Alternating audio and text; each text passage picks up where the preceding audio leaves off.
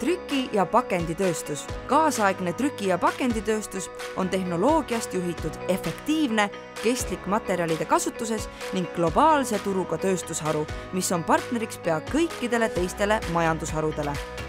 Kui proovid ette kujutada päeva ilma trükitud või pakendamata toodeteta, siis kui hästi sul see õnnestub? Hommikul hammaste pesemiseks haarad tuubi, millele peale trükitud hambapasta. Külmikust jooki võttes teed sildi järgi vahet, kas tegemist on piima, jogurti või mahlaga. Pakendamata kujul võivad tooted teineteist ristsaastada ja rikneda enne, kui need jõutakse ära tarbida. ID-kaart või pangakaart. Ka nendel vahet tegemiseks on oluline kaardile trükitud info. Tänavate ääres on suured reklaamtahvlid, mis annavad meile teada uutest toodetest, soodsatest kampaaniatest või kutsuvad üles hoolima oma tervisest või kaaskontsertest. Me armastame jätkuvalt lugeda raamatuid, mis pakuvad elamust kogu oma tervikus. Kaanekujundus, kõide, paber. Esimesed trükimasinad nägid ilmavalgust juba ligi 600 aastat tagasi, kui tindised templid aluspinnale oma jäljendi jätsid. Tänapäevane trükitööstus näeb sellest 600 aasta tagusest küll hoopis teistsugune välja, on oluliselt kiirem, efektiivsem ja digitaalsem. Kuid trükitehnoloogia tööpõhimõtted, mida rakendatakse, on oma olemuselt samad. Enne, kui trükiprotsess pihta hakkab, vaatab trüki ettevalmistaja disaini üle ja veendub, et disainis kasutatud värve oleks võimalik ka päriselt trükkida. Disaini põhjal toodetakse vajaminevad trükiplaadid toodete trükkimiseks. Järgmisena valmistatakse ette trükkimiseks vajalikud värvid. Suurem osa värve on võimalik kokku saada põhivärvide kombineerimisel.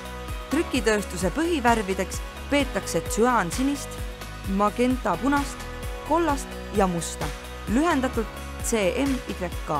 Värvid, mida põhivärvide abil võimalik saada ei ole, lisatakse trükiprotsessi eraldi juurde, näiteks Pantone värvid.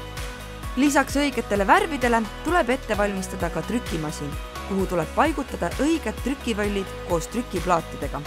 Need trükivõllid kannavad õige kujutise alusmaterjalile. Sõltuvalt trükitehnika spetsiifikast võib trükivõlli pind olla tasane või reljeefne.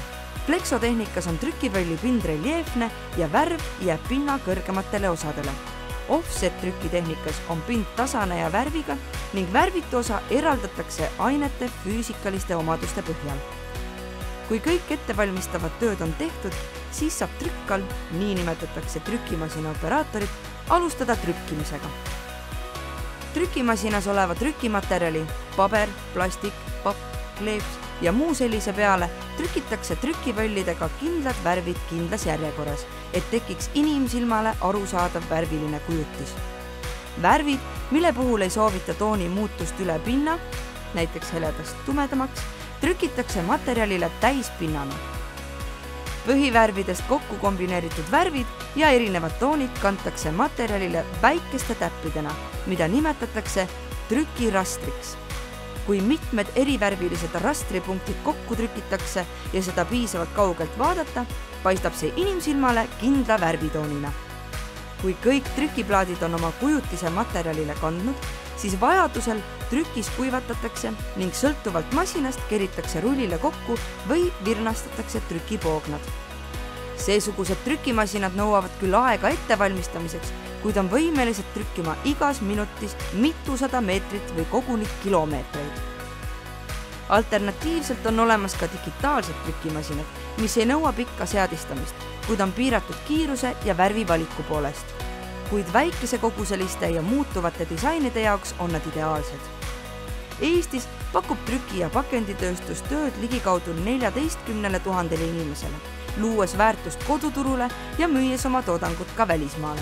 Sõltuvalt sellest, kuidas muutub maailm ja tehnoloogia meie ümber, muutuvad ka trükitud tooted ja pakendid. See teebki trüki- ja pakenditööstuse põnevaks ja pidevas arengus olevaks tööstusharuks.